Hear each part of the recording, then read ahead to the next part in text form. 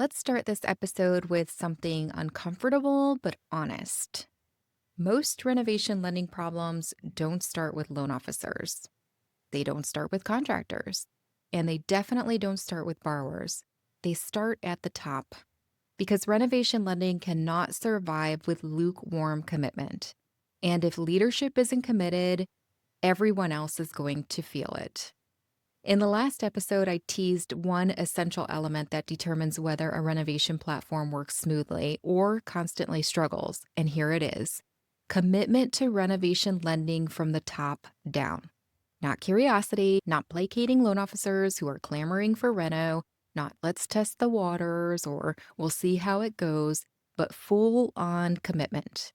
Because when leadership isn't clearly committed, there's no buy in from operational support teams. Think your processors and your underwriters.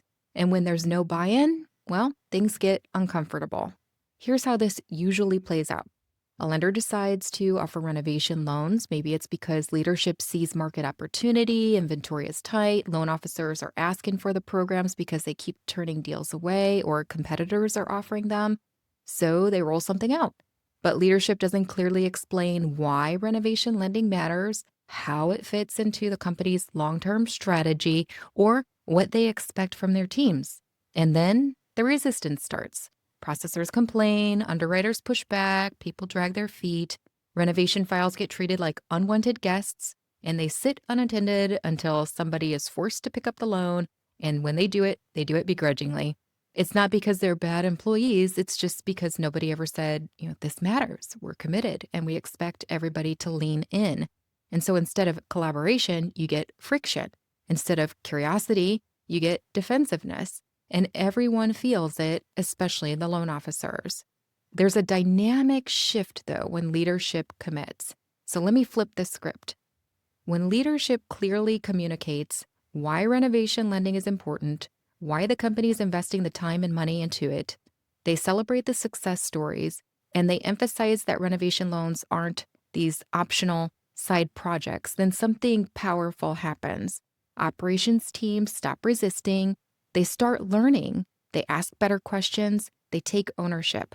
Not because renovation loans suddenly got easier, but because the expectations were clear. Leadership said, this is a part of who we are now, let's do it well.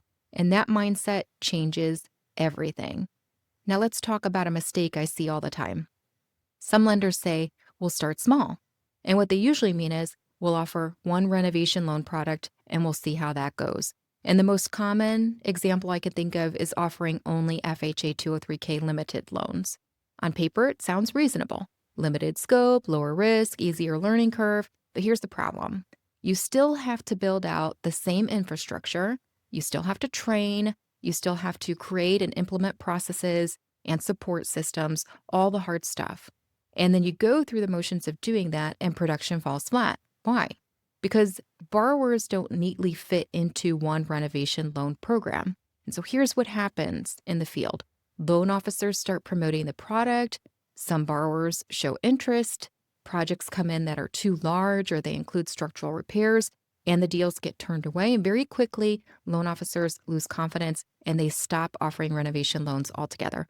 Not because the demand isn't there, but because their toolkit, it's incomplete.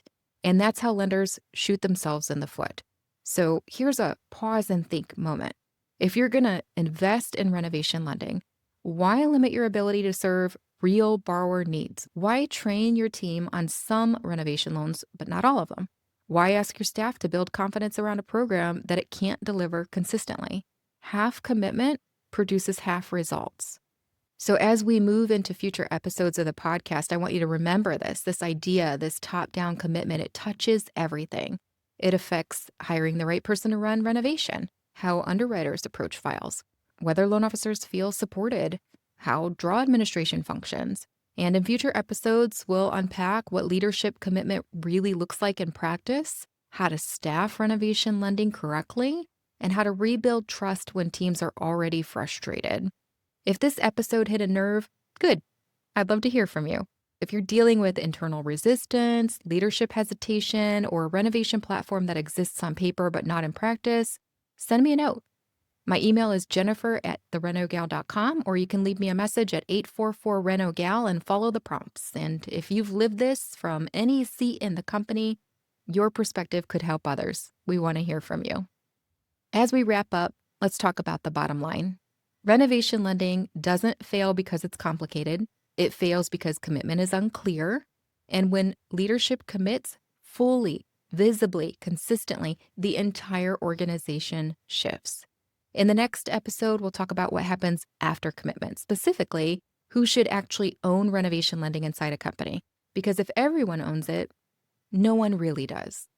Thanks for spending part of your commute or your coffee break with me. This is Renovate Ed for Lenders.